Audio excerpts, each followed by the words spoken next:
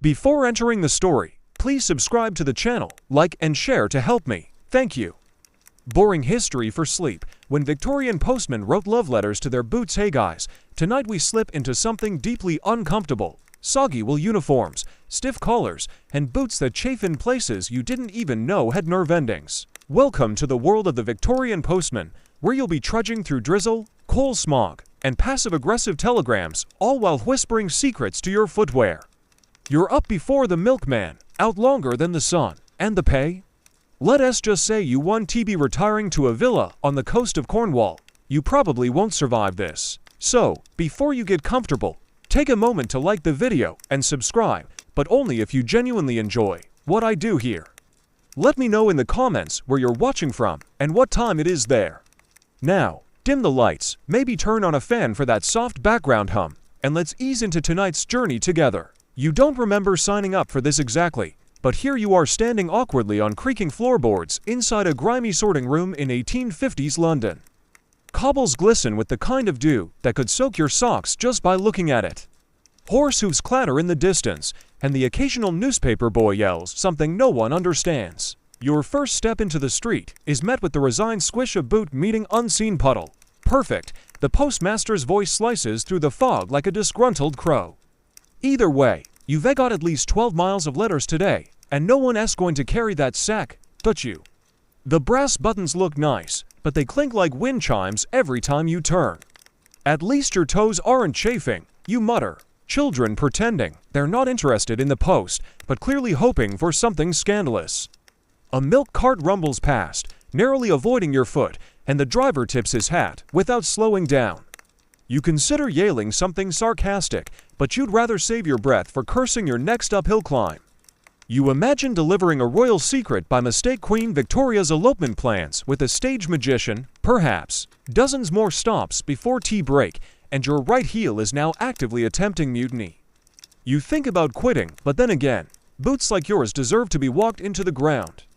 Across the British Isles, postmen are enduring similar fates in Liverpool, Glasgow, Bath, clomping through weather that defies basic physics, delivering thousands of heartfelt scribbles wrapped in the false promise of promptness. Some routes are so remote that postmen use rowboats or, in a famous Highland case, a goat.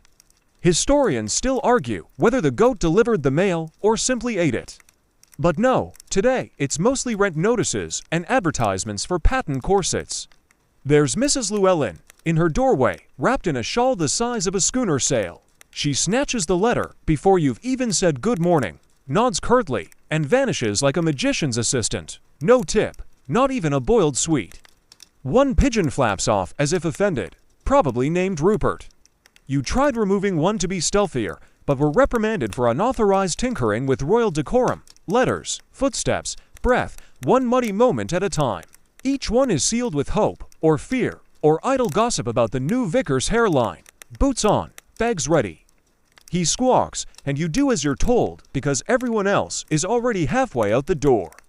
But it wasn't until 1840, yes, just 10 years ago, that the first postage stamp, the penny black, changed everything.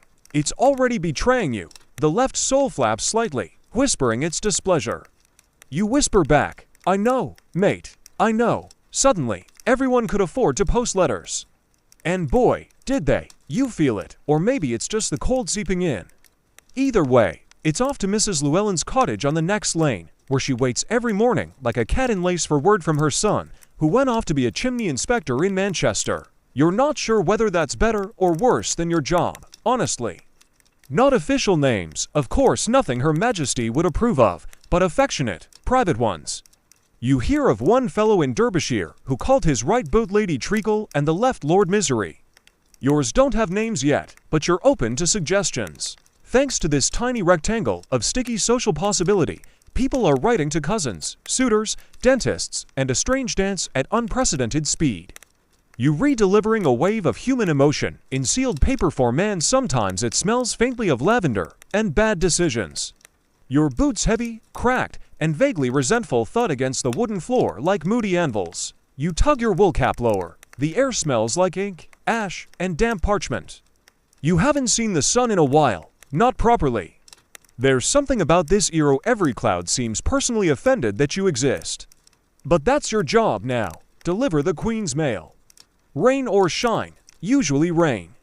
You sling the thick leather satchel over your shoulder, its straps groaning in protest, you groan back. Fun fact, the British Royal Mail was officially established in 1516. Outside, the street yawns ahead. Historians still argue whether Victorian postmen were overworked martyrs of the communication revolution or simply low-paid runners with fabulous calves. Your uniform itches, especially in morally complex places. The red wool tunic meant to stand out heroically against the soot-colored streets has been worn by 3 previous postmen and possibly 1 theatrical goat. As you trudge toward your first delivery, an awkward corner house that always smells like pickled onions, you think of the boot polish you lovingly applied last night. Now, here's a quirky little tidbit they don't put in history textbooks. Many postmen gave their boots names. You reach into the satchel, fingers brushing waxy envelopes, a small wrapped parcel, and a letter that hums with urgency. You pass a public fountain where pigeons eye you with the smug entitlement of creatures who don't pay rent. They coo sarcastically, you nod solemnly. There's always someone watching, a curtain twitching, a dog barking. By mid-morning, your fingers have gone numb despite the wool gloves, and you're fairly certain your eyebrows have collected a thin sheen of soot. And it's not just London. By the way, you finally reach the hilltop, lungs protesting, boots now squelching in rhythm like a choir of damp loafers. You sigh and move on, and so, you keep moving. You're already exhausted, and the sun hasn't even finished yawning over the chimneys. That's Victorian morning for you, less golden sunrise and more coal-stained fog creeping through alleys like a polite but persistent burglar. The morning fog doesn't so much roll in as squat defiantly in place, wrapping around your ankles, your nostrils, your ambition. At times, it feels like walking through warm porridge made of ghosts. The gas lamps cast little cones of yellow that flicker like they're not entirely committed to existing. Somewhere down a side street, a church bell tolls out of rhythm, either broken or late. It's hard to tell in this city. You pull your collar tighter, not because it helps, but because it makes you feel slightly more dramatic. He grunts, you nod, and neither of you says a word. Just 2 morning gladiators in different arenas. Thames Mist always seems moodier, the read a Gothic novel and decided to try brooding. A barge groans in the distance, and you think about the time you nearly fell in trying to retrieve a mis-thrown letter. You were younger then, more optimistic, less damp. You nibble a cold crust of bread from your pocket and sip lukewarm tea from a dented tin flask. It tastes like metal, regrets, and possibly cloves. You pretend it's enough. You move on. Somewhere behind you, a cat yowls like it's lost the will to live. You feel that. The average letter took days, sometimes weeks. Now, with steam trains and a meticulous schedule that makes your grandmother's knitting group look disorganized, the post moves fast. It's beautiful, brief, and gone in a blink. Kind of like your youth, fast enough to ruin your arches. The owner, Mr. Biddle, bald with a mustache like to nervous squirrels, thanks you with a firm nod and offers a boiled sweet. You accept. You regret it instantly. It tastes like soap and remorse. Still, it's polite to smile. Shops mean shopkeepers, and shopkeepers mean small talk. And small talk means standing still, which means your knees might seize up entirely. You steel yourself. Either way, your visibility is down to about 3 feet, and one of those feet is trying to avoid stepping on a dead rat. But to you, it feels like a miracle held together with spit, sweat, and extremely aggressive footwear. And your boots, for all their complaints, haven't given out on you yet. The fog doesn't lift so much as fade reluctantly, like a party guest with nowhere else to be. You salute the cat. The cat blinks, mutual respect, about weather. About the Queen's new hairstyle, about whether the price of beef is going to rise. You nod appropriately, make a joke about your boots needing beef padding, and escape while he's still laughing. By now, your boots are carrying you more than you're walking. You're barely halfway through, and already dreaming of retirement, or at least a cup of tea that doesn't smell like boiled trousers. The heel rub has matured into a full-blown civil rebellion, and your shoulders ache from the satchel. You allow yourself a moment to lean against a lamppost and contemplate life choices. The fancy term for it, London particular, makes it sound like a scone. Right turns after the pub sign, left when the dog barked twice. Not exactly GPS, But it worked, mostly. In practice, it smelled like a shoe left too long in a smoker's coat pocket. Each one looks identical: brown doors, iron knockers, and tiny nameplates that glare judgmentally through the mist. You knock on number 18, no answer. One calls out, "Oi, Posty, got anything for my da?" You check your bundle. Only if your DA's Mr. Grimshaw of number 42. The child scowls. He's not. Then he runs off like you insulted his hamster. You leave the envelope carefully under a chipped flower pot. It's probably a love letter or a tax notice, same tone, usually. You succeed? Barely. The sorting room had been chaos, as always. Wooden bins labeled in an elegant hand: Kensington, Southwark, Belgravia stuffed full of letters, packages, and in one corner, an unclaimed pie with a bite missing. You'll never know who left it or why. Probably best. You remember the way the ink-stained clerk had shoved bundles of post into your satchel like he was stuffing a goose, muttering something about second delivery backlog. That was 2 hours ago. One envelope peeks out, sealed with a heavy dollop of burgundy wax. Fancy. Someone sending secrets. The fog thickens as you push forward. Historians still argue whether fog was the defining sensory experience of Victorian London, or just the easiest to dramatize. Victorian fog wasn't just water vapor, it was the product of endless coal fires, chimney smoke, industrial belching, and a general societal agreement that lungs were overrated. You cough quietly and adjust your satchel. The weight shifts, letters thumping against your hip like affectionate but needy toddlers. You round a corner, boots echoing against cobblestones, and nearly collide with a fishmonger hauling crates. The fog is thicker along the river. Quirky side note. Some postmen developed what they jokingly called fog senses, the ability to navigate routes without seeing more than an arm's length ahead. You approach a row of narrow brick houses, their doorsteps barely wide enough for your boots. Victorian mornings didn't have much room for breakfast, not for postmen, anyway. Children pass you on their way to school, caps askew, shoes muddy, carrying slates and oversized satchels. Time blurs. Funny thing. Before railways expanded in the mid-1800s, most mail moved painfully slowly, sometimes by stagecoach or even horseback courier. You glance up and catch a rare shaft of pale sunlight slicing through the haze. You move on toward the high street, where deliveries are trickier. The first stop is a haberdashery. You hand over a package wrapped in string. The butcher is next, and he wants to chat. Historians still argue whether the Victorian postal system was truly revolutionary or simply a chaotic paper avalanche with good branding. You finish your final few deliveries on this leg, ending near a small courtyard where a black cat perches on a stone fence, watching like it owns the building.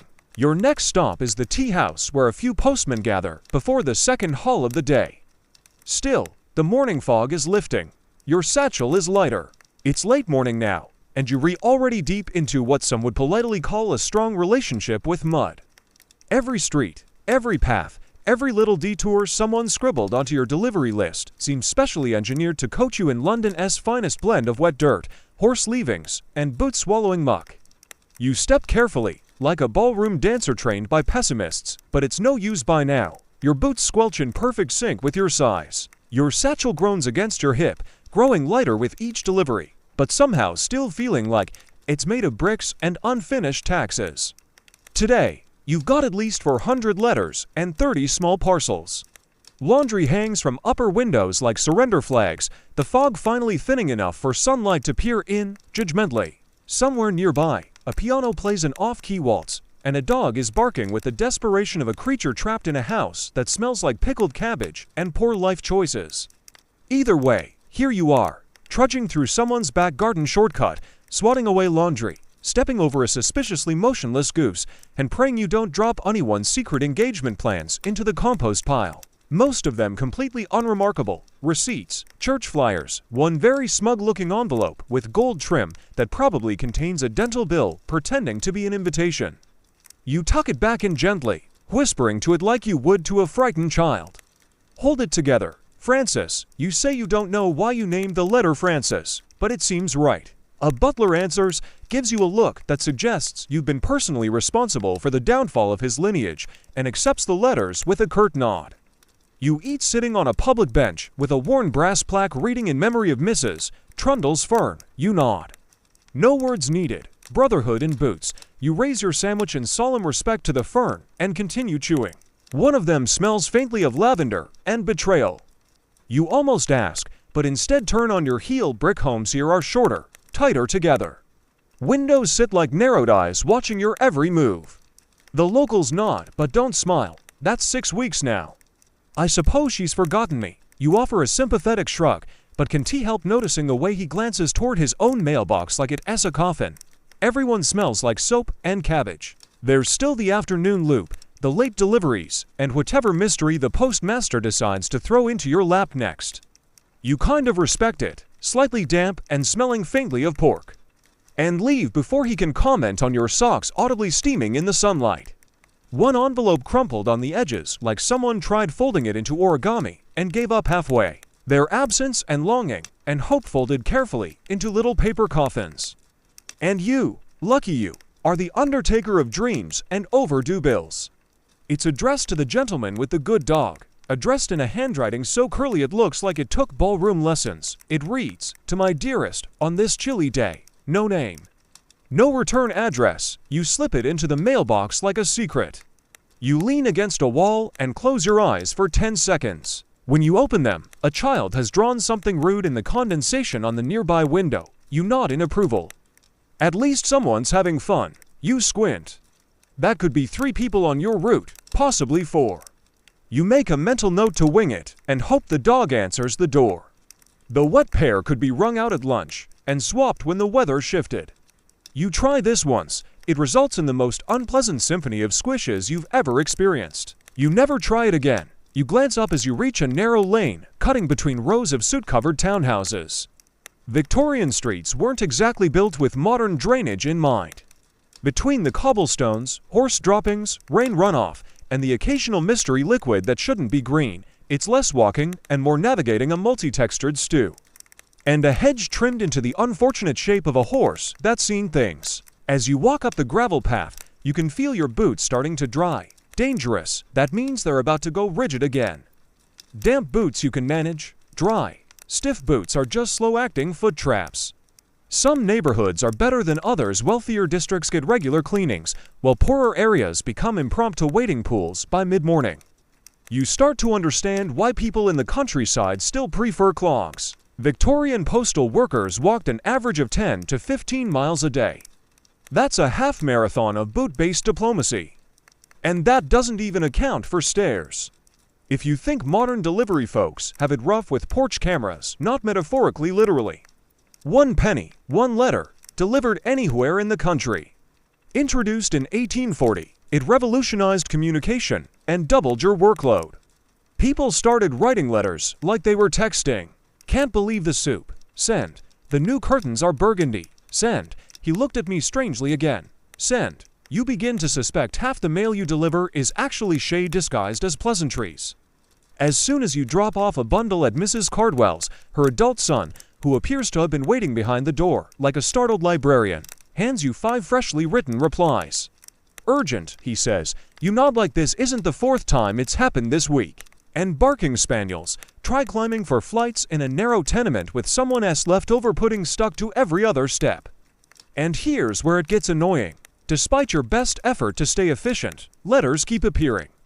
That's the penny post system for you. Historians still argue whether the penny post truly democratized communication or just created a national obsession with passive-aggressive commentary. One particularly soggy letter slides partially out of your satchel, then there's the mud. Oh, the mud. A fringe tidbit for your trouble. Some postmen were known to wear 2 pairs of socks, 1 dry, 1 sacrificial. Your next stop is a manor house at the edge of the district ornate gate. Too many chimneys. You ring the bell.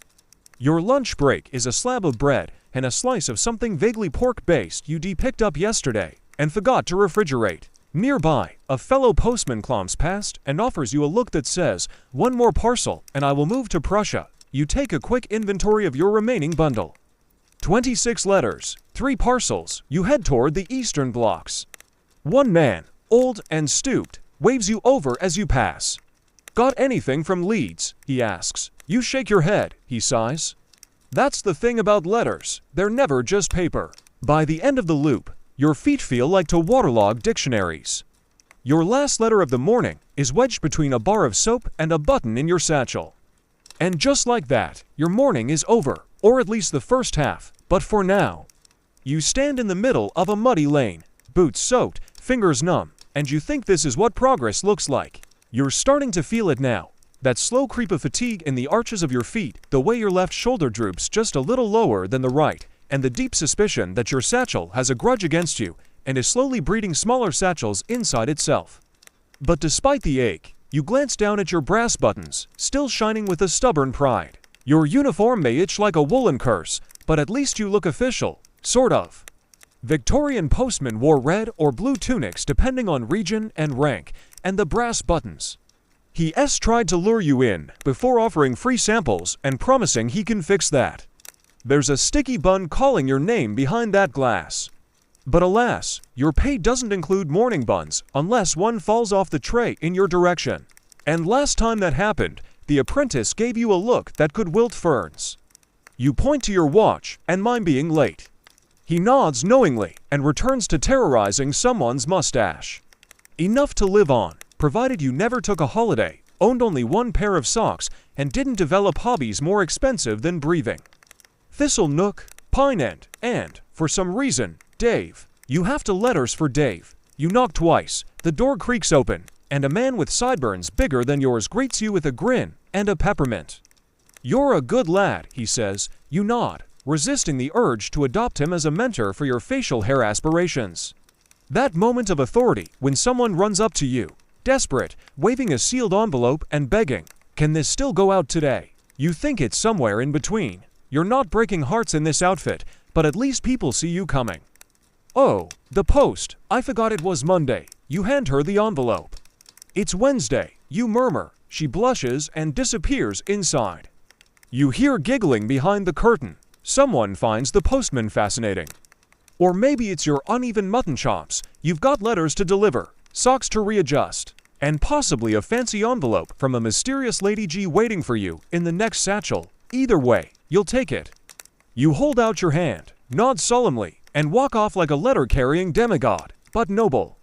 Like a knight of correspondence, charging into battle armed with envelopes and questionable footwear. Promotions help their resorting clerks, inspectors, even letter carriers first class, but you're years away from that.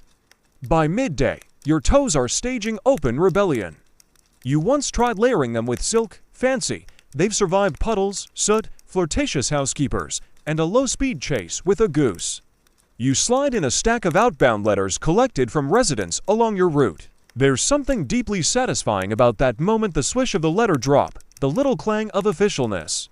You make a mental note to polish them again tonight. Uniform smudged but serviceable. Buttons shining. Boots grimy but loyal. Sideburns, still working on it. You smirk and head back to the sorting office for your second load. Your brass buttons clicking softly in time with your steps. They deserve it, even if they're beginning to creak like disappointed chairs. Lasted 10 minutes before the heel blew out like a cannon. For now, you're part of the sturdy, dusted middle tier, not glamorous, but too important to be ignored. Like a particularly reliable bookshelf, pure theatrical flourish. They gleam even when your face doesn't. Children salute you. It's the kind of accessory that makes you feel like you should be shouting something noble about Queen and country, even if you're mostly delivering soap advertisements and passive-aggressive notes about borrowed chamber pots. Women nod respectfully. Dogs bark with suspicion, which you take as a form of admiration. Those sad little woolly attempts at grandeur.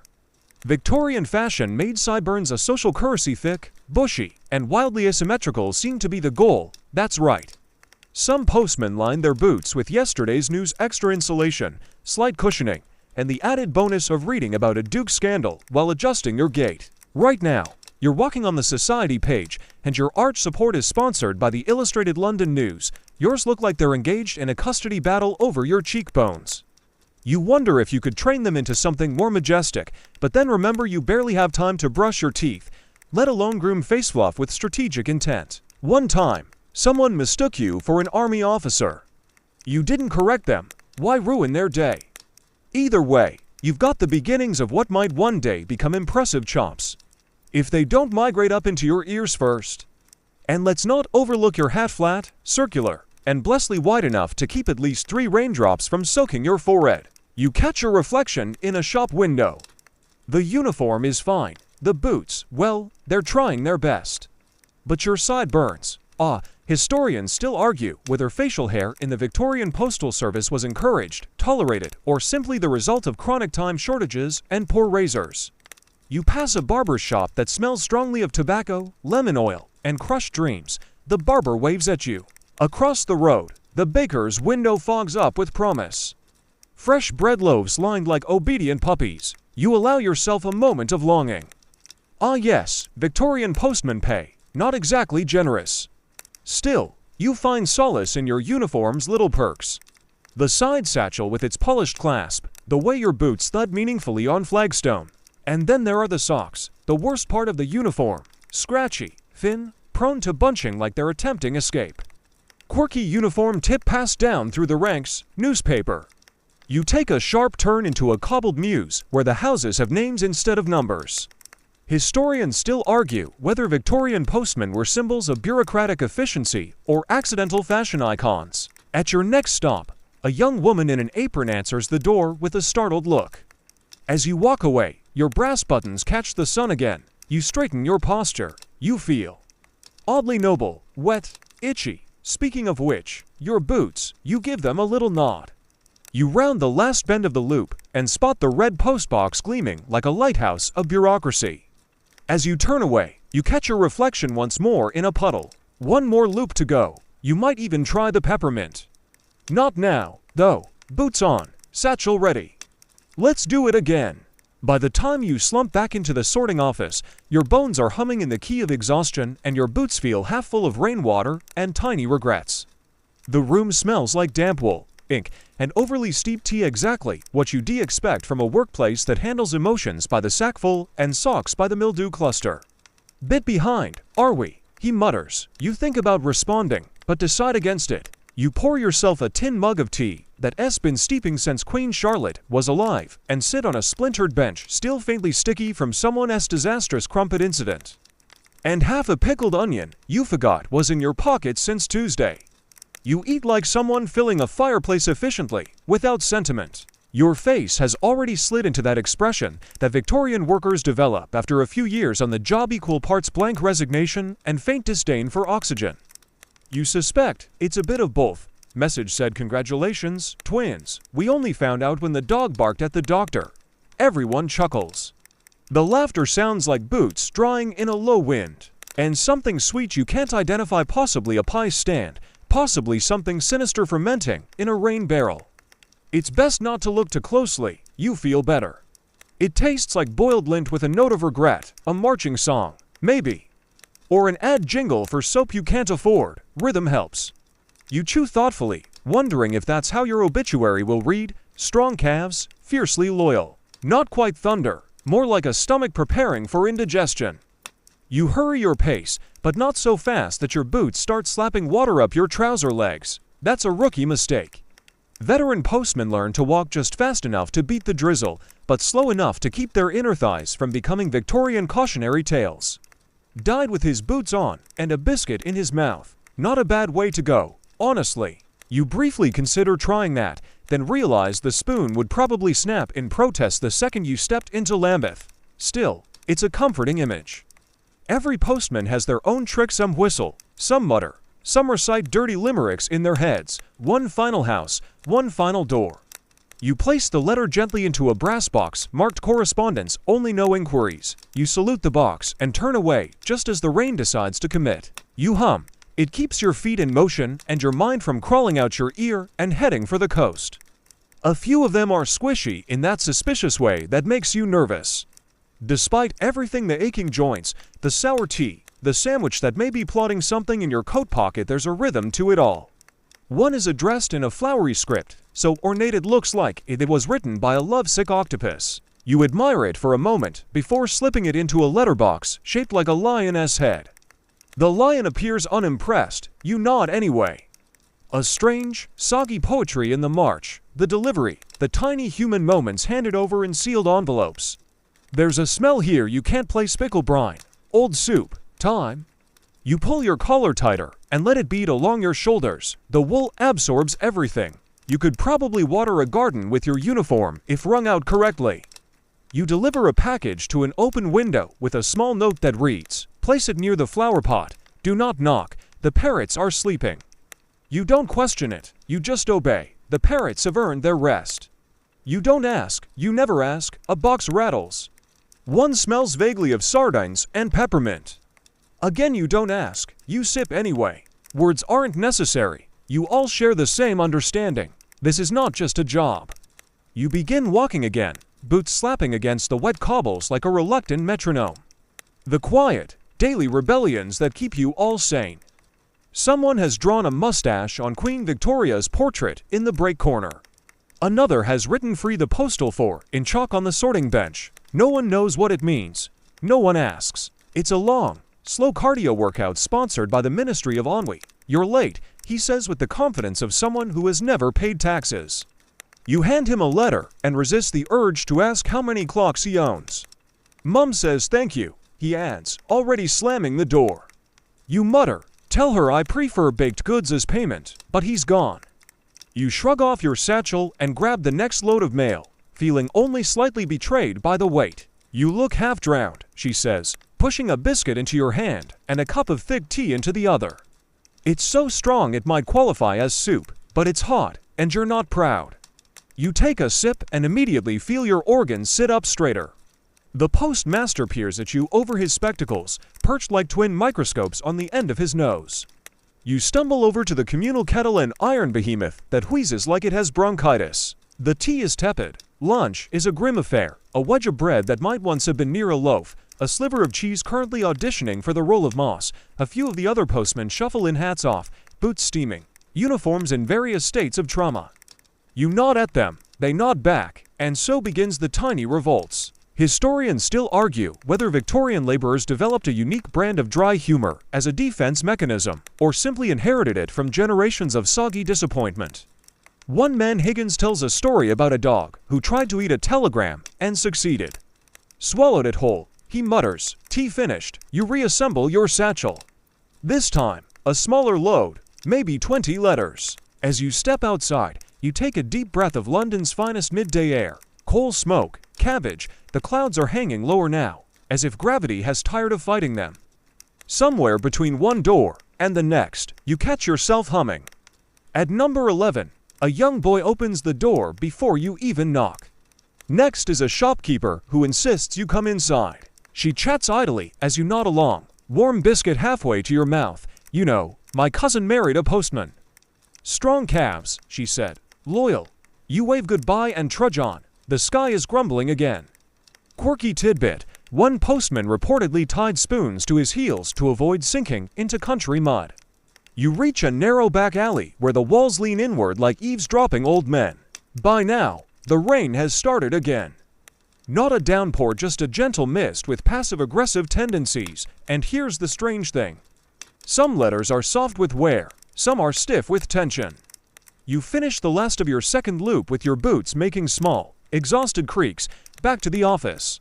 Back to more tea, more letters, and more tiny, civil revolts against damp discomfort. And maybe, just maybe, another biscuit. Your boots are officially waterlogged. With every step, they emit a sound somewhere between a dying accordion and someone slowly sitting on a very old cake. And yet, you press on because in this soggy, soot-colored empire, the mail must get through, even if your socks are begging for mercy and your knees have filed a formal complaint. On the other side is a brick cottage with bright green shutters and a door knocker shaped like a squirrel. You've delivered here a few times. The woman inside always smiles too brightly and never actually thanks you. But you like the squirrel. You pause at a wrought iron gate. It's too fancy for its neighborhood and clearly inherited rather than purchased. Sure, they smell like despair marinated in ink and rain, but they're your boots. You even gave them names this morning while chewing a cold crust of bread. Lefty is Marjorie, righty is Captain Creek, but it's not just you. Letters from the time sometimes mention postmen talking to their boots like confidants. "Sorry, Marjorie," you whisper. "Should have patched you last night." She says nothing, as always, but the right boot gives a faint supportive creak. Captain Creek's always got your back. In one particularly poetic case, A Yorkshire postie wrote a farewell to his shoes when retiring, calling them my dear whispering comrades. But when the only consistent parts of your day are rain, stairs, and the damp squish of loyalty beneath your feet, your brain adapts. You fantasize briefly about a life with indoor work, like sorting clerk. But you, brave courier of hearts and overdue tax demands, you are the last link in the human connection chain. The door opens before you knock, and a young man with ink on his fingertips snatches the letter from your hand. It's from her, he whispers, like you're part of a great conspiracy. A sigh, a blush. You look like someone who once had hope and now has blisters. Your boots, however, look fierce, soaked, but fierce. You wiggle your toes, feel the familiar resistance of soggy socks and decades-old leather. Captain Creek lets out a groan. Marjorie remains silent, but firm. You tip your hat, hiding your smile, and move on, admiring notes tucked into return envelopes. One even had a woman propose marriage after receiving 73 consecutive days of letter delivery with dignity and handsome posture. You can't decide if that's romantic or a little threatening. As you turn, the curtain flutters, a girl waves at you, smiling. You nod, tip your hat, walk away. Little stars and swirls, and what appears to be an octopus wearing a hat. Addressed to Miss Ella, at the house with the red shutters. No surname, no number, you know the place. People wait at windows for you. Children race downstairs for you. A reminder that not all letters are bills or threats or distant relatives demanding your biscuit recipe. Dogs. Well, dogs mostly bark, but it's a passionate bark. Or, museum janitor. You'd be great at dusting. Probably. Starts assigning personalities. Little voices. You've begun rating your boots' performances daily. Yesterday, 7/10, minor slippage. Today, 5/10, but extra points for emotional support. You respect it. You hunch your shoulders. A bit of sleet hits your cheek. Brace yourselves. You murmur to your feet. We're going in. Uninvited, but persistent. Your boots are the only ones who really get you. You step carefully, adjusting your stride so your feet land flat and even. It's a trick you learned early on. Toe-heavy steps invite leaks, heel-heavy steps ruin the nails. Flat-footed is the way to go. Clomp, clomp, clomp. At this point in your career, you've developed a genuine emotional connection with them. They've seen you through hailstorms, stray dogs, cranky bakers, and one memorably unhinged goose with an agenda. They never judge your sideburns, never complain when you rant about people's illegible handwriting, and they always go where you go, one thought at a time. As you reach for the latch, a thought flits through your head. A scrawled line on a half-torn card might mean marriage, or betrayal, or someone's best attempt at reconciling after an incident with the plum pudding. You never know, but you always deliver. Rain or shine or emotional trauma, it's not even a joke anymore. Sure, they're a little cracked at the seams. Marjorie's got a hole in her heel, and Captain Creek's soul is hanging on by sheer willpower and one remaining nail. But they're loyal. When you cursed at that puddle yesterday, they cursed with you. When you slipped in horse muck last week, they took the fall. Literally, historians still argue whether Victorian postmen anthropomorphize their clothing out of loneliness or sheer exhaustion. You shift your weight and feel a squish that makes your soul wince. It's not that you're going mad, or maybe it is. You move on to the next street, the wind slicing in from the river now. The road is full of half-frozen slush ice with a personality disorder. Every few houses, you pause to shift your weight, trying to give your arches a break. But then, you remember no one ever writes love letters to the person who sorts the mail. You reach a small home with ivy crawling up the sides, tiny dramas play out in envelopes. And sometimes, someone thanks you, not with words, but with a glance. A weight lifted, the quirky truth. Some postman got actual fan mail. You glance at your reflection in a shop window again. One more delivery before the next break. You glance at the envelope hits decorated in doodles. You walk a little faster, despite the squelch. Something about the envelope's joyful scrawl lifts you. You find the house. The shutters are more brown than red these days, but they count. You slip the envelope into the slot. Your boots carry you down the road, heavier with each step, but steady, reliable, trusted, good job, team, you mutter. We're making the Empire proud, one soggy toe at a time. You swear that Captain Creek squeaks in agreement. There's something about a sealed envelope that always feels a bit suspicious, isn't there? It's folded, innocent looking, all tucked up and harmless, but inside. Chaos, confession, don't drop this one, he said, which is never what you want to hear. And not the fun kind of mystery, like who stole the jam tarts from number 17. More the do I need to alert the constable or wear gloves for this kind. It's small, tightly wrapped in oilcloth and tied with twine so aggressively that it looks like it's being punished. The penny post didn't just open the floodgates for ordinary folk to write love letters, they used it to send everything. Legal threats, medicinal powders. One chap famously mailed himself in a crate and survived, though his knees never forgave him. So today's suspicious rattle is par for the course. They sent furious manifestos, anonymous threats, saucy propositions, and passionate 6-page treatises on why someone's choice of hat was socially unacceptable. If it could be wrapped, stamped, and wrestled into a postbox, it went. Some say the Postal Service covered up incidents to maintain the illusion of security. He wants me back, she said, waving the page. You slide 2 envelopes through the slot. One is thin and neat, addressed to a solicitor. You slide it into the box like it's a sleeping baby, and honestly, that's how you treat all the mail gingerly, quietly, with a healthy dose of not my business. She has spectacles perched on her forehead and a quill in one hand. You hand her the parcel. She looks at it with a mix of fear and fascination. One points at you and sings, "Posty's got a secret." You raise an eyebrow, she's not wrong. The other is thick and smells faintly of cinnamon and dust. The door creaks open before you knock because of course it does, and the man behind the counter blinks at you like you owe him money. Back again. Horace, he says. You nod? No use correcting him now. He waves you toward the back. You hope it's cake. You know it won't be. The parcel rattles, no tick, just an unsteady clink, like metal inside paper. Printing slugs, for typesetting. Not actual slugs, dear. She unties the parcel, revealing a small velvet pouch. Inside, glinting in the dusty light, are tiny lead letters. She beams. I've been waiting a month for these. Still ominous. Still not your job. A man comes running toward you, waving a crumpled envelope. You drop this, he misses me.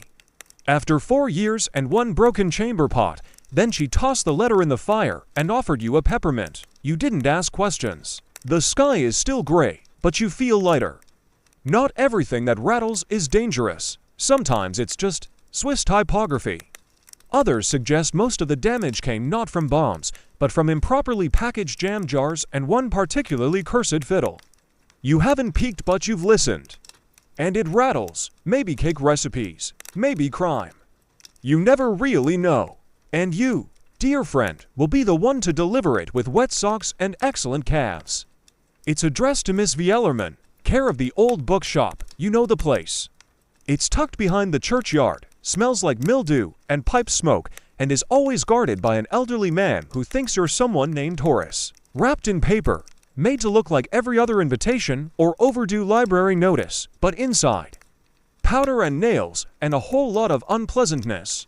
It didn't happen often, but enough for postmen to add the heavier envelopes with a touch of existential dread.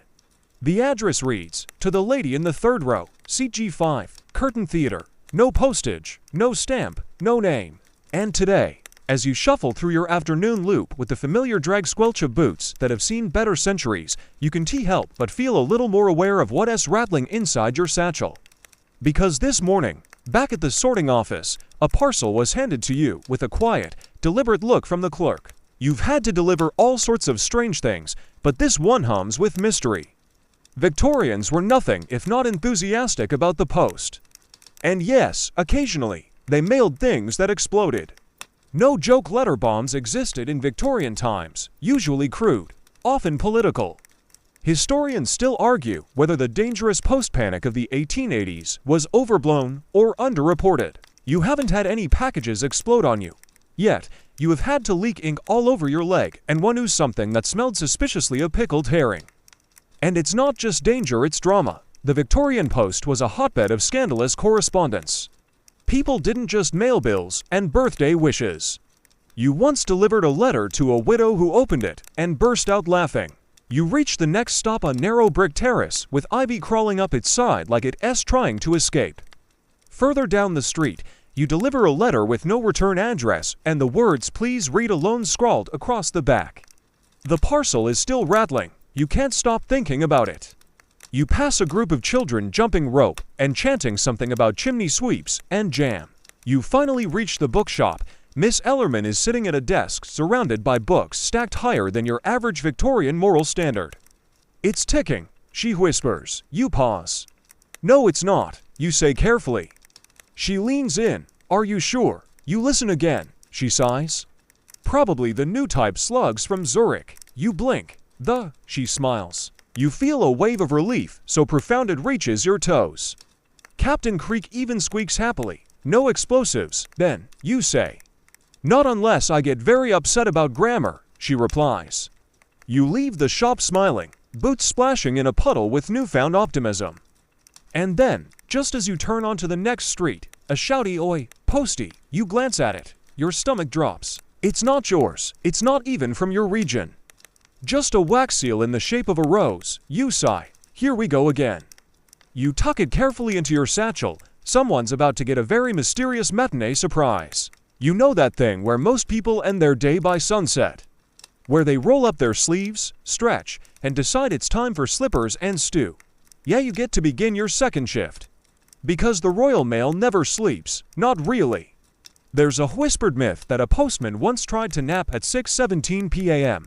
and was immediately struck by lightning and guilt. You didn't even have time for a proper break, just a crusty hunk of bread and half a mug of lukewarm tea, barely strong enough to stain water. Someone's sandwich had gone missing again, which is becoming a regular event. You suspect that very tall clerk with the suspiciously buttery fingers. He always looks too innocent. Your boots give a low, slow squelch like they're sighing right along with you. People don't expect post at this hour when you knock now. It's with purpose. Urgent correspondence, final notices, maybe even a telegram in shaky script that says, "Come quickly." The marmalade has set. Somewhere, someone's chimney is belching smoke that smells faintly of burnt turnips and regret. Very Victorian, run into the street barefoot and propose marriage to the neighbor's chimney sweep. Marjorie, the left boot, is doing her best, but she's clearly tired. Inside, loaves sit like sleeping pets on the shelves, unaware of your longing. Your list is mostly residential upper-middle-class homes with tidy hedges and judgmental curtains. Rinse, repeat, with a splash of wine burn and a spritz of postal existentialism. There's no sender, no destination. It's a ghost of correspondence, lost between hands. But it's just a cat. She pads out onto the pavement and stares at you like she's judging your life choices. A man peers out with owl-like glasses and an expression that suggests he once read an etiquette manual and never got over it. You bow slightly, because it feels right. You pocket it. Maybe you'll leave it in a random letterbox later, like a secret between strangers. Your fingers are numb, your knees have turned to splinters, and yet, in the midst of all this, you find a strange rhythm.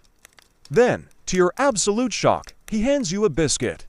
"Ginger," he says, a soft lullaby of postal monotony. They don't tip, but they often glare politely through lace when you walk by. One day, you tell yourself, one day you'll have 2 loaves, just because you can. Captain Creek has developed a new sound, somewhere between a groan and a resigned trombone. Crumbs fall into your collar, but you don't care. It's glorious. The ginger is strong enough to make your nose twitch. Your boots seem to perk up. Marjorie finds new traction. Captain Creek sings his squeaky ballad with pride. The letter turned out to be about cheap inheritance, but still powerful stuff. Most folks are in for the night, tucked up in chairs beside ticking clocks and dogs that don't bark at you anymore. You, meanwhile, are out here, wine slapping your cheeks like a disapproving aunt. The sorting office looms ahead, warm and grimy, and full of envelopes with suspicious stains. You drop your empty satchel into the bin by the door. Your shift finally over. Not verified, but it feels right. The house is dark except for one upstairs room. Inside, a girl sits cross-legged on the floor, painting something with wild strokes. "We're putting a padlock on the bread tin," you whisper to your boots. You slide the letter into the box marked correspondence, but hesitate for a moment before leaving. You've been here before. She's the one who mails her artwork to relatives. Once, you caught a glimpse of a watercolor owl dancing in a waistcoat. You approved. Some sources suggest it was considered peaceful. Others say it was just a socially acceptable way to wander around muttering to oneself. You knock. A maid opens the door and wrinkles her nose before taking it, like you've just handed her a live eel. She doesn't thank you. She shuts the door before you can blink. You nod, solemnly. A perfect delivery. So, here you are again. Street lamp shadows stretch long over cobblestones as you swing your satchel back over your shoulder, still damp from this morning's drizzle. Back at the depot, the sorting room was still humming, clerks fussing over bundles and bags like anxious hens. Now, under the evening gloom, the world feels both softer and somehow more irritating. Lights flicker behind frosted windows, very dramatic. You drop a thick letter into the slot, hearing it thump onto tile with satisfying finality. As you turn to leave, you glance up and notice a young man pressed against the upstairs window, watching the street with breath fogging the glass, probably waiting for a reply, or maybe just procrastinating shaving. Historians still argue whether Victorian postmen preferred the evening shift or simply tolerated it with the resigned air of people who no longer hoped for warm socks. You approach a house with a heavy brass knocker shaped like a lion's face. The night route isn't glamorous, but it's intimate in a strange way. You once delivered a letter after 9 p.m. that caused the recipient to scream. A sudden gust of wind slices through your coat, and your satchel swings like a pendulum of wet wool and emotional baggage. Your legs ache. You stop for a moment outside the bakery, which is closed, but the warm smell of leftover bread clings to the bricks. You press your forehead against the cool glass. A bell somewhere strikes 8. Still more streets to go. Your next delivery is an envelope with red wax, addressed in careful calligraphy. Next, you trudge up a gravel drive that feels like punishment. You move on. Your pace automatic now. Street, gate, letterbox, street, gate, knock. You reach into your bag and feel something crinkle. A misfiled postcard, no address, just a drawing of a tulip and the words "wish you were less far away." There's a rustle in the hedgerow, and your heart stutters. You brace for a dog, or worse, a goose. By the time you reach your last house, your whole body is humming with exhaustion. You knock. The door opens slowly. He takes the envelope, inspects it, and says, "You're late." You nod. As is tradition, he blinks. You accept it with the reverence of someone receiving a knighthood. Thank you. You eat it on the walk home. You round the final corner. Except someone's stolen your second sandwich. Again, you stare at the shelf. It's bare, except for a note. Thanks. Needed it more than you. You sigh. Captain Creek agrees. Marjorie is too tired to argue. You wake up the next morning, still chewing in your dreams. In the dream, it's a warm sourdough loaf the size of a corgi, and you're cradling it like a baby. Your boots sit in the corner like disgruntled roommates, one flopped sideways, the other staring dead ahead like it's seen too much, which, to be fair, it has. In reality, it's your own arm. Which, unfortunately, does not taste like sourdough, nor does it apologize. Another day of delivering secrets, scandal, overdue taxes, and your personal favorite love letters addressed to dogs. It probably does. 3 more follow, landing with neat little taps on the window sill. Each one has a small brass capsule strapped to its leg. You look around. No one seems surprised. You arrive at the depot, and instead of the usual clatter of carts and grumbling about stolen lunches, there's fluttering. Yes, really. Sir Snuffles of Kensington still gets weekly notes. They're scented, messenger pigeons. They're testing M for express delivery, real cutting-edge stuff. He's also not wearing pants. They're minuscule, like messages from ants. One of them reads, "Meet me at the bakery. Bring jam. Do not bring your sister." Possibly unrelated. Outside, more pigeons are flitting around like they own the postal code. One flaps onto your shoulder. You freeze. You roll off your straw-stuffed mattress with the grace of a sack of coal. You sit up, stretch, and rub the sleep out of your eyes as light filters through the soot-smudged window pane. But today, something new is afoot. Actual fluttering. You duck instinctively. A pigeon swoops past your head like it owns the place. You blink. Are we being replaced by birds? At one point, you spot a small crowd gathered outside the town hall, peering up at a chalkboard that reads, "Official pigeon delivery commenced." Pigeons might fly, but they can explain to a housekeeper that the ink smeared on a letter doesn't mean it cursed. They can't hold back a dog with a broom or politely decline a turnip bribe. You've earned those calluses, you've earned those sideburns. 11 successful drops, 2 misdirected. 1 currently lost in butcher's shop, the clerk shrugs. He hands you a letter to post, already damp. She know it's from me by the smudge, he says. You want to tell him that your boots once crossed 7 miles of bog and nearly got eaten by a cow, but he's already gone, cutting edge. As in, birds, with male, homing pigeons have been used in some parts of the world for decades already. Delivered to a wheel of cheese in Peckham, you almost feel bad for them. But not quite. Either way, pigeons were suddenly very in. They look less smug now. Naturally, Reginald it's down a side alley, behind a goat, and technically doesn't exist on any official maps. But the woman who lives there insists it's real, and who are you to argue? The pigeons scatter for cover under eaves and in steeples. You, meanwhile, keep walking. Ginger, still slightly warm. You break off a piece and offer it to the bird. In fact, during the Franco-Prussian War, they were crucial for sneaking messages past enemy lines. But now, here in good old soggy Britain, they're being trialed as official Royal Mail couriers. Because what the mail needs, clearly, is more feathers. You eye the nearest pigeon.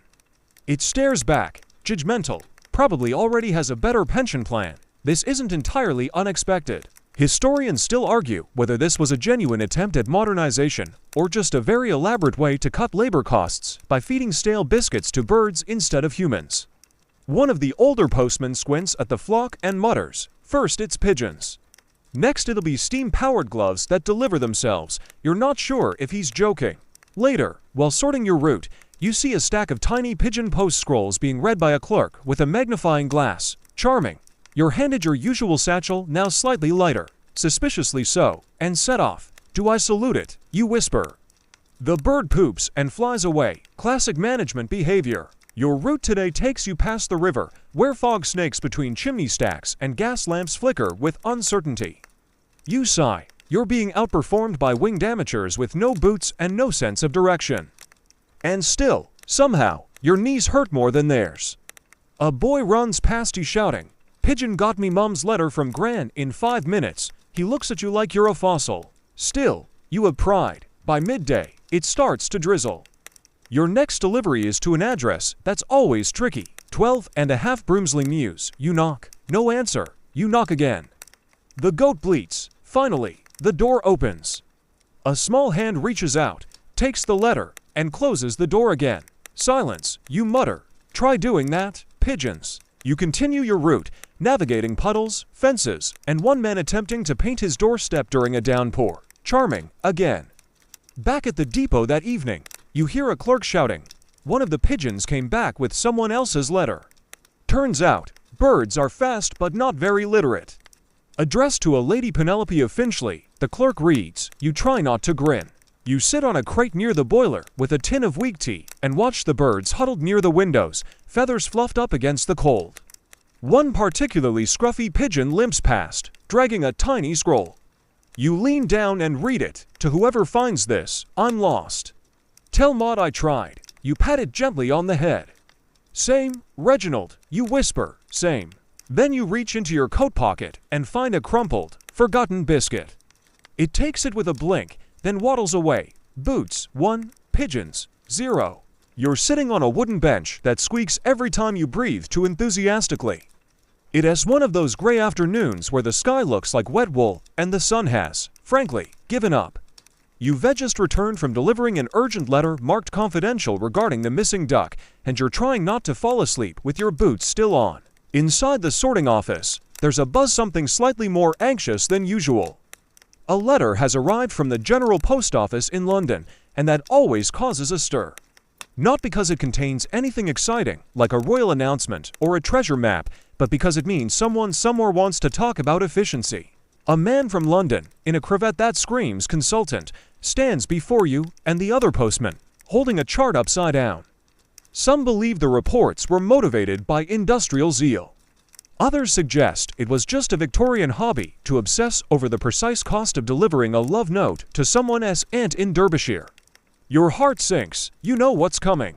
Within the hour, there is a makeshift meeting in the back room where the floorboards groan. and someone's teacup is perpetually balancing on the edge of collapse. "Gentlemen," he says, "it's time we address the inefficiency plague." You picture your entry. You glance around. No one knows what that means, but we all collectively sigh. The cravat man rattles off numbers, delivery times, missed stops, percentages of return to sender due to illegible handwriting or dogs named Pickles. You glance down at your boots, deeply offended on their behalf. He points at a bar graph that looks suspiciously like a skyline drawn by a nervous squirrel.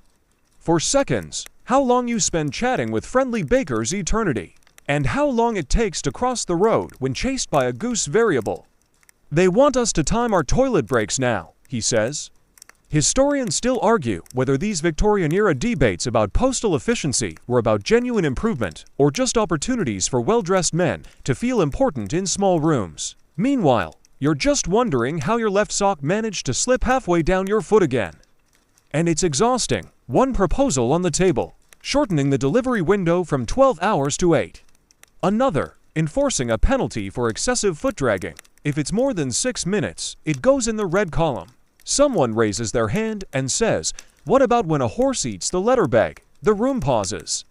Cravat man says, "Let's keep this constructive." You try to picture it, a pigeon in a tiny suit of armor being gently tapped with a teaspoon by Queen Victoria. Honestly, you'd show up to that. The letters don't care about columns or charts or bar graphs, they just want to arrive. There's a tiny gold star on the corner. You do spend an extra minute at Mrs. Whitby's door just to ask about her cat. "I heard your boots," she says. "Such a lovely rhythm." Like a lullaby with arthritis, and you do sometimes take the long way around to avoid that one boy who throws carrots. But you've always thought of those things as part of the job, not delays, but duties. Human touches in a sea of envelopes. It's a wind sleeve. Another idea floated. Tracking time with personal efficiency diaries. Basically, you'd have to write down what you're doing every 15 minutes of your shift. 7:15. Contemplated life while tying boot. 7:30. Delivered letter to man who growled. 7:45. Hopped over puddle. Failed. Now soggy. Productivity gold. Back on the street, you start noticing all the things they want you to time. How long it takes to read addresses it reads. You're suddenly aware of every delay, every sidetrack. You pass another postman, Callum, the one with the enviable mustache, and he groans as you nod. You raise an eyebrow. They timing what, now? "Biological interruptions," he quotes, rolling his eyes. You both look down at your tea-stained delivery slips. But you slip it into a spare envelope. Scrawl only a single name on the front, Reginald, and leave it beside the chalkboard the next day. The worst part, the pigeons are somehow outperforming you. Again. Apparently, Pigeon Reginald made a 5-mile delivery in under 11 minutes and now has a chalkboard in his honor. You walk past it, you glare at it with the intensity of someone who has eaten 12 cold turnip pies and felt nothing. There's even a rumor circulating among the more dramatic clerks that Reginald might be knighted. You continue your route, wondering if you've become inefficient. At your next delivery, a man greets you with a scowl. Took you long enough, you smile. Good things take time. He doesn't laugh. You drop the letter and move on. But then, 3 houses down, an elderly woman opens the door before you even knock. You blink. That's very specific. She hands you a folded note. "Not for me." But if you see Postman Callum, tell him I knitted this for his mustache. You nod, gently tuck the note into your bag, and try not to laugh. These moments, these inefficiencies, they're the whole point. Still, the pressure builds. You get home and try filling out one of those new efficiency logs. You write, start time, 6:03 a.m. end time. Unclear existence is a cycle. Delays, existence, you don't hand it in. That night, over watery stew and a biscuit that might once have been bread, you scribble a little poem in your delivery notebook. The pigeon flies on streamlined wings, but can't describe what morning brings. It doesn't nod or grin or speak. It doesn't trudge through rain all week. Efficiency may win the race, but boots, not wings, remember place. You don't show it to anyone. The note disappears. Later, you find a single feather tucked into your satchel, soft and gray and oddly respectful. You smile. Maybe there's room for both methods, after all. You're standing just outside the sorting room door, holding a cup of tea that tastes suspiciously like mop water, and regret. The gaslight above you flickers in time with your pulse, and there's a low hum coming from somewhere behind the walls, not quite mechanical, not quite natural. You pause. That hum's been happening for weeks now. No one talks about it. Everyone hears it. But the moment anyone mentions it, their tea curdles, or they twist an ankle. Or, like poor Reggie from Parcel Division, they suddenly remember a family emergency in Aberdeen and vanish for a fortnight. But all the windows are shut. Of course they are. They're always shut. No one opens them, and yet that cold always finds a way. You take a cautious step inside the sorting room. The air is stale and heavy with the scent of damp paper, ink, and the faintest trace of old cheese. It's darker there, always has been, a little too dark. Not shadowy dark, absorbing light like a Victorian sponge cake absorbs judgment dark.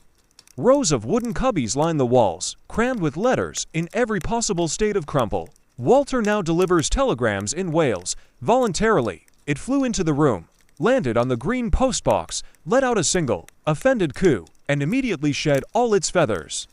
Penelope Butterthwaite of Thistlebank Hall likes to tip in buttons. The ever-angry Reverend Flinch once threw a lemon at your head, and one very ambitious envelope addressed simply to Love. Somewhere in Kent. No stamp. No address. Just one word. You. Just poof. Like a bad daydream. It left naked and deeply ashamed. The box is still there. Still bolted. Still humming. The one nobody uses. Don't ask questions. Deliver your route. Pretend everything is fine, but even skeptics agree. Something's off in that corner. You're not sure it's meant to be there. It doesn't match any known design, and it's bolted shut, supposedly. Your tea turns cold, the humming stops, some sealed with wax, others folded into desperate, vaguely origami shapes. One's tied with what looks like a shoelace. Sealed in wax, yes, but not the red of the usual government crest. This one's black, pressed with the image of a moth. As you set your tea down, a gust of cold air rushes past your ankles, and there it is again. In its place, a small pile of neatly folded letters all sealed with the black moth. 2 minutes later, he fainted and forgot his wife's name for a week. When he recovered, all he could say was, "Don't wake it," the hum. All the route records for the week, you flip through casually. Until you reach Friday's entries, your name appears 5 times. Different handwriting each time, same route, just you, your satchel, and the green postbox that still hasn't moved in all the years you've been here. Same start time, no return time, you simply tuck it into the cubby beside the tea shelf where the green box used to stand. A low, throaty sound like a cello being played by someone who's sad and trying to hide it. You glance toward the far corner, it's the corner with the green postbox. A few years back, old Walter tried to pry it open with a soup spoon. Just trying to earn a crust. No one asked what it was. Historians still argue whether the haunted corner of the sorting room was genuinely supernatural or the result of long-term coal gas exposure, moldy biscuits, or simply boredom-induced hallucination. Even the pigeons won't perch there. One tried once. You try not to look at the box as you sort. Today's route includes some fine addresses. Mrs. You chuckle. Sort. Sip tea. The hum grows louder, then something unusual, a letter you've never seen before. You pause. Just a prank, you think. Some new lad trying to be funny, except the ink is old. The paper smells like cedar and smoke. You flip it over. Your boots suddenly feel too tight. You glance toward the corner. You shove the letter into your coat pocket and return to your satchel. Spoiler, it isn't. That evening, back in the sorting room, you notice the logs. You reread the pages slowly, and now the silence is worse. You glance around. No one else in the room, except now it has. You blink, once, twice. It's closer to the desk than before. Inches, but enough. You back away, slowly. Your boots creak. The floorboards groan. You mumble, "I need a vacation." Your voice doesn't echo. Just for good measure, you tip your cap toward the box. No offense meant, you whisper. You leave the room. You don't look back. You don't return for 3 days. When you do, the humming stopped. The green box is gone. No one mentions it. You sort your usual deliveries. You say nothing. Until, one day, months later, you get another letter marked, unsealed, but pressed with a single moth wing. Inside, the words, "You always wore your boots well." you never mention that one, either. Instead, you write your own letter that night. Just a short note. You don't sign it. You don't stamp it. It reads, "I saw you. I remember. I hope you're dry." The next morning, your satchel feels just a bit lighter. The hum never returns. But sometimes, when sorting alone, you swear the letters shuffle themselves just a little faster than your hands. You knock with the firm authority of someone who has just walked a mile through ankle-deep mud and only briefly considered faking your own death to avoid this exact delivery. The brass knocker is shaped like a lion's head, its expression somewhere between smug and mildly constipated. You stare into its eyes. It blinks. Probably not, but you wouldn't be surprised. The door opens, and there she is, Lady Fanny Quinterborn Blythe, standing in full silk dressing gown and a feathered turban that could double as a nesting site for confused pigeons. She peers at you over a pince-nez, which seems to hover on her nose through sheer force of disapproval. Then she sneezes delicately, but directly into your face. "Post," she says, like you brought her an offensive smell. You nod, extend the envelope. She takes it with the tips of her fingers as if you've handed her a dead slug wearing boots. You blink slowly. "Thank you, Bartholomew," she says, "although your name is not Bartholomew, has never been Bartholomew, and frankly, you're a bit insulted. But one thing is clear, the people who live behind marble walls and velvet curtains seem to think letters arrive via miracle. Preferably one wearing white gloves and not a sweat-soaked wool uniform." She shuts the door. You sigh. Welcome to delivering post to the upper crust. Historians still argue whether Victorian servants had better manners than their employers or simply less opportunity to be spectacularly rude while wearing ostrich feathers. Next stop, the Morton estate. It stares back. It might have teeth. Round the back, he mutters, before disappearing into the topiary. But mostly, it's like this: nobles pretending you don't exist, servants pretending they're nobles, and dogs who think you're trespassing on their ancestral lands. You re-greeted by a footman who stares at you like you've attract soot across the time-space continuum. He latches onto your trouser leg with the tenacity of a barnacle in a hurricane. You walk around the side of the house, past 3 decorative fountains to frozen, one filled with bread, and knock on the servant's entrance. It is opened by a cook with 4 arms like tree trunks and an expression that says she has recently murdered a goose in a particularly personal way. "Letters," she says. "Put them there." You place them carefully on a silver tray, which is probably more expensive than your entire year's salary. She tosses you a turnip. For your troubles, you stare at the turnip. Sometimes they tip with shillings, sometimes biscuits. Once, someone gave you a poem about a weasel, like Lord Snuffles. You ring the bell at a townhouse in Mayfair. A high-pitched yapping erupts immediately, followed by the sound of nails skittering on hardwood and something crashing into something expensive. The door flies open and a blur of silk and fur launches at you. Lord Snuffles keeps a garden full of cabbages and greets you every morning with a tip of the hat and a glass of suspiciously strong lemonade. A Pekingese with the heart of a lion and the breath of a clogged drainpipe. Darling, his owner coos, he's just saying hello. You smile tightly, pat the dog as it gnaws your ankle. "Oh, is that the letter from Cousin Hortensia?" You nod and extract it with your non-chewed hand. Such excellent timing. "We were just discussing you at breakfast." You freeze. You once brought a letter to a man dressed head to toe in lace. Not historically themed lace, just lace. He asked if the envelope contained musical notes. You said no. He cried for 17 minutes. He shows you a painting of his dog, his former dog, to be clear. It's dressed in military uniform. She dictated it in verse. Halfway through, you realize it's a breakup poem disguised as a recipe for beef stew. Apparently, it once guarded the perimeter of a trench. "Oh yes," she says. "I said, that postman such reliable boots." You glance down. Your boots, caked in 6 flavors of urban grime, suddenly feel very proud. Trusted with secrets, sorrow, and the occasional goose egg wrapped in ribbon.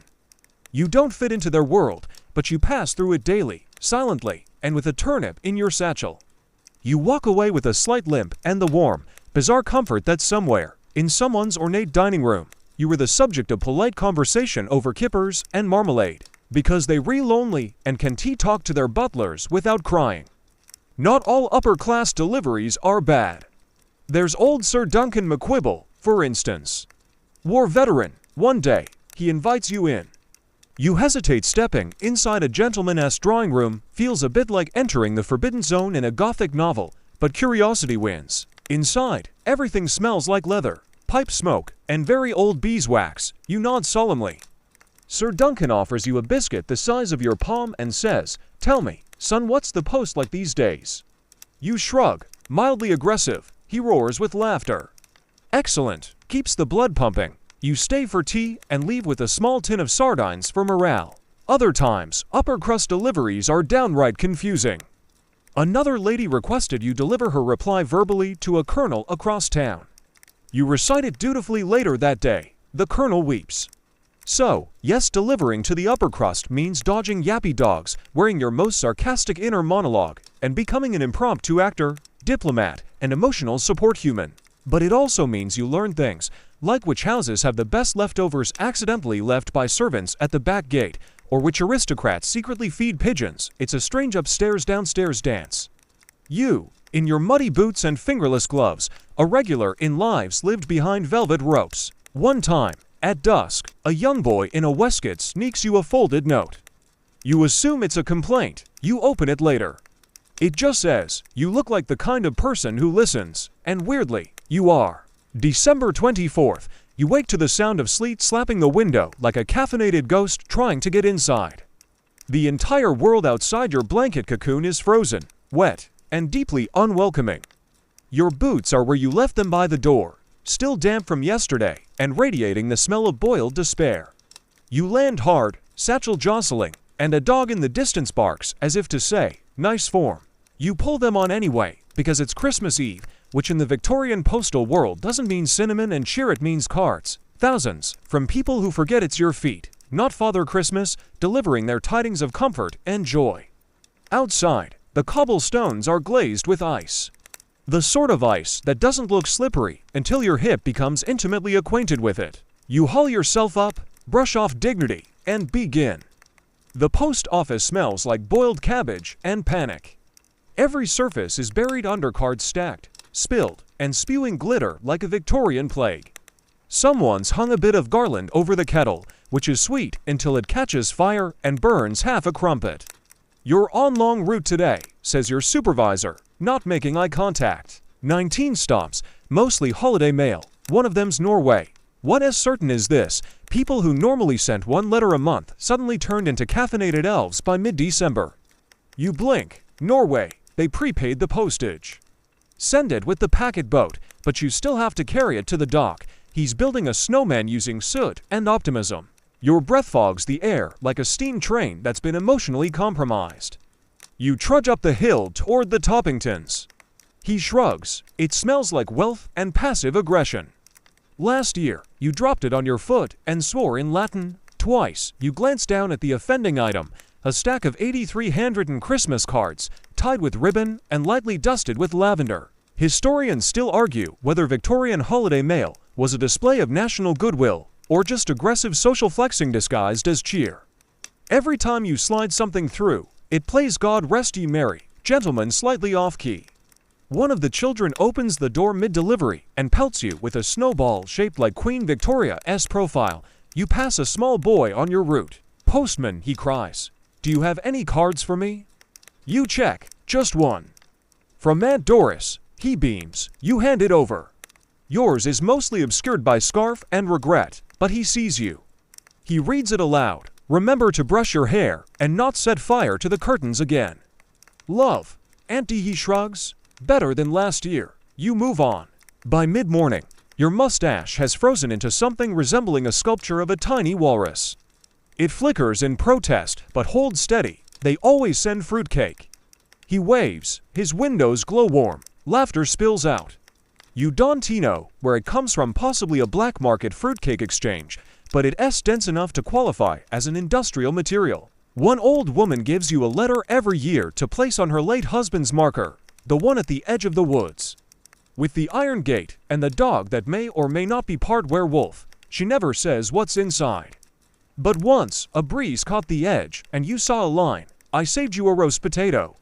You slip inside, holding the letter like a peace offering.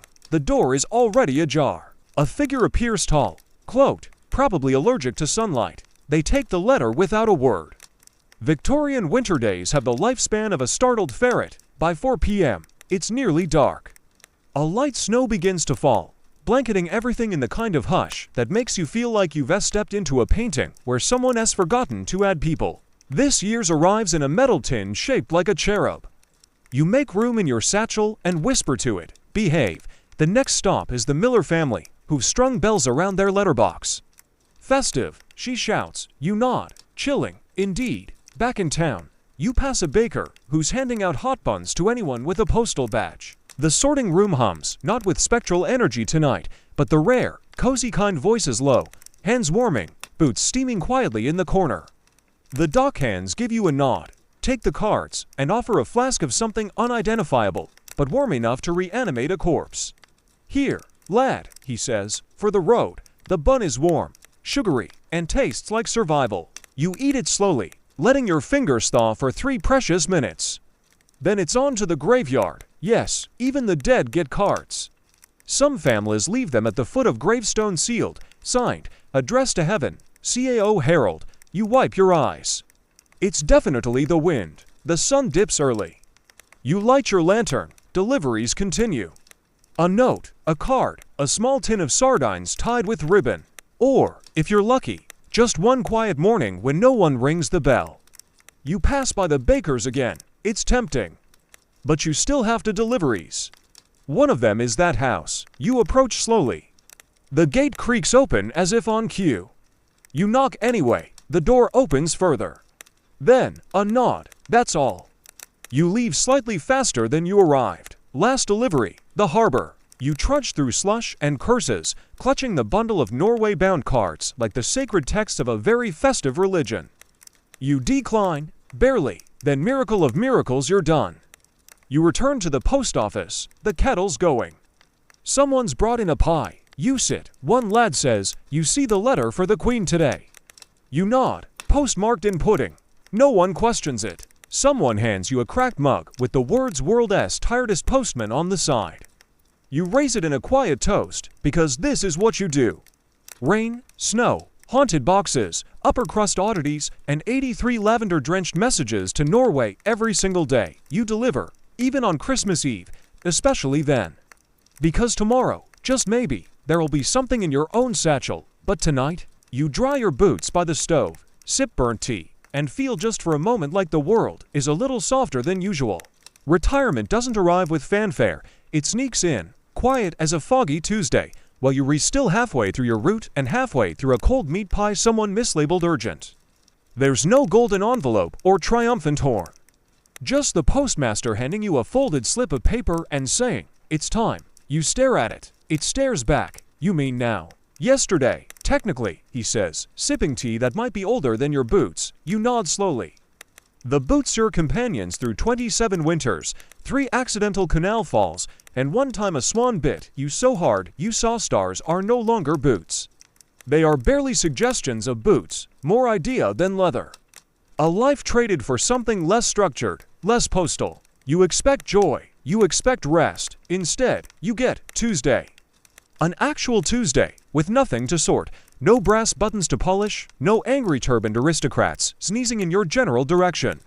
You don't even remember what color they were meant to be. Then you look down at your feet. What's undeniable is that the rhythm of Post-its clatter, its cough, its grumble is addictive. And without it, silence creeps in. You join a card club, but they're too competitive, and you once got into a fist fight over a disputed knave. You try bird watching, but end up yelling at pigeons for stealing your job. You can't throw them out, not after all they've seen. You polish the leather, or what's left of it. You rethread the laces with string from an old parcel. You whisper to them, still holding on, Not after the haunted sorting room, the lavender bundle to Norway, the time they carried you 6 miles back from a farm after you stepped in something unspeakable. You walk home with no letters, no satchel, just you, the street, and the sound of your socks beginning their final descent into complete disintegration. Retirement in Victorian Britain isn't a parade, it's a quiet surrender. You sit by your hearth, which is trying very hard to be a fire, but mostly smells like damp coal and crushed dreams. Your boots slump by the door. emitting a faint wheeze every time the room creaks, the boots, the socks. The rhythm of early cold, rising steam, letters creased with someone's secrets. You make tea, you stare at it, you drink it, it tastes like retirement. Kids these days barely know what postage is. They think everything travels by lightning and pigeons with Bluetooth. Which is to say, a bit like dust and a bit like freedom, but mostly like tea. For not falling apart in the middle of a snowstorm. For waiting quietly when I wanted to quit, for walking me through lives not my own. For the blisters, the squelch, the stubborn warmth in the arch of my foot. You were terrible, noble things. I loved you. You try walking the old route, just to keep the legs going. No satchel, no purpose, people wave at you. Some children say, "Where's your bag, mister?" You shrug, "Gone with the wind," you say. The tea a little warmer, the boots don't complain anymore. Lost his way on the long route. You give him directions, offer him a bit of advice.